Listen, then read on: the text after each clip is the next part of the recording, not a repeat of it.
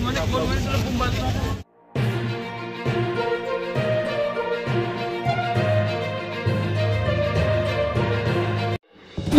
सरकारने पालख्यांना देण्यात येणारे अनुदान आणि विमा नाकारला, त्यामुळे वारकऱ्यांमध्ये नाराजीचा सूर उमटला। पुरोगामी महाराष्ट्राला पालखीत सहभागी होणाऱ्या वारकऱ्यांची पारंपरिक परंपरा आहे।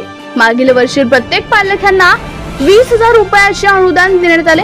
यासोबतच पायी चालणाऱ्या वारकऱ्यांना विमा देखील करण्यात आला।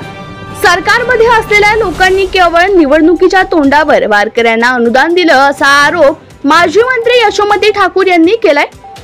हे सरकार केवळ मतासाठी राजकारण करतात, निवडणूक नाही म्हणून हे सरकार पालख्यांना अनुदान देणार नाही असा आरोप देखील यशोमती ठाकूर यांनी केला।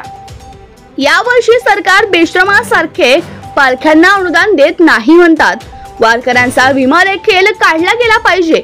ज्या जिल्ह्यातून पालक जातात त्या ठिकाणी पाणी आणि रुग्णवाहिकेच्या देखील व्यवस्था असायला पाहिजे। वारकऱ्यांना अनुदान मिळवून दिल्याशिवाय आम्ही शांत बसणार नाही अशी प्रतिक्रिया यशोमती ठाकूर यांनी दिली आहे।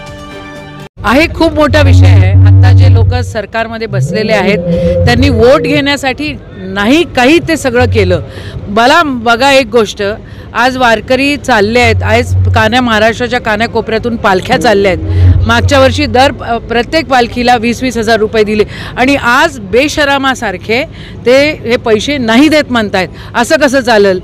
वारकऱ्यांचा खरं विमा पण काढला गेला पाहिजे, लाईफ इन्शुरन्स पण त्यांचा काढला गेला पाहिजे, कारण खूप ॲक्सिडेंट्समध्ये रस्त्याने जात असतात ते, त्यांची काळजी घेतली पाहिजे आणि त्यांच्यासाठी हे नियम सातत्यानं लागू झाले पाहिजे। प्रत्येक जिथून पालखी जाते तिथल्या कलेक्टर ऑफिसनी देखील एक ॲम्ब्युलन्स, एक पाण्याची टाकी, ह्या सगळ्या गोष्टी पण तिथं उपलब्ध करून दिल्या पाहिजे।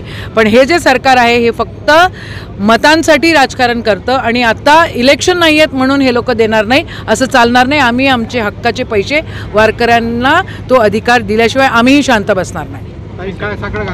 निवडणुकीच्या तोंडावर प्रत्येक पालखीला जे आहे ते मानाच्या पालखीला 20,000 रुपयाचं अनुदान शासनामार्फत देण्यात आलं होतं।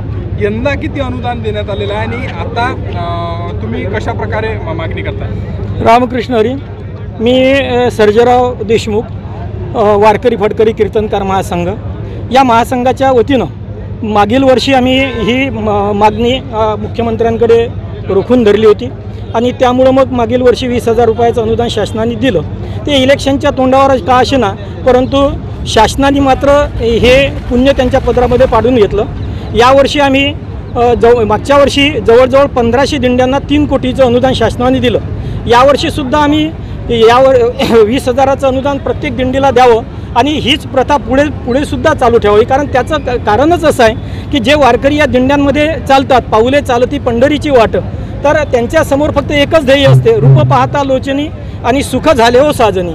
या ध्येयानं प्रेरित होऊन वारकरी तो चालत असतो। त्यामुळं मग त्यांना पाण्याचा पुरवठा आहे, औषधी आहेत, प्रत्येकच दिंडीच्या पाठीमागं काही शासनाची ॲम्ब्युलन्स नसते। त्यामुळं या सगळ्या जीवनावश्यक ज्या काही सोयीसुविधा आहेत त्या या 20,000 रुपयाच्या अनुदानामधून आम्ही भागवल्या होत्या। मात्र यावर्षी शासन काही ते 1 रुपयासुद्धा द्यायला तयार नाही आणि म्हणून मग हे वारकरी फडकरी कीर्तनकार महासंघाच्या वतीनं हे जे निवेदन आहे, हे निवेदन या अमरावती जिल्ह्यांच्या माजी मंत्री यशोमतीताई ठाकूर यांच्याकडे हे निवेदन आम्ही देत आहोत। ताईंनी हा मार्ग आमचा सुकर करावा आणि ही मागणी शासनाच्या दरबारी रेटून धरावी, जेणेकरून हे जे आमची वारकरी मंडळी आहे या वारकरींना या अनुदानाचा लाभ होईल। तूर्त पुंडलिक वरद हरिविठ्ठल श्री ज्ञानदेव तुकाराम आदिशक्ती मुक्ता वैकी जय।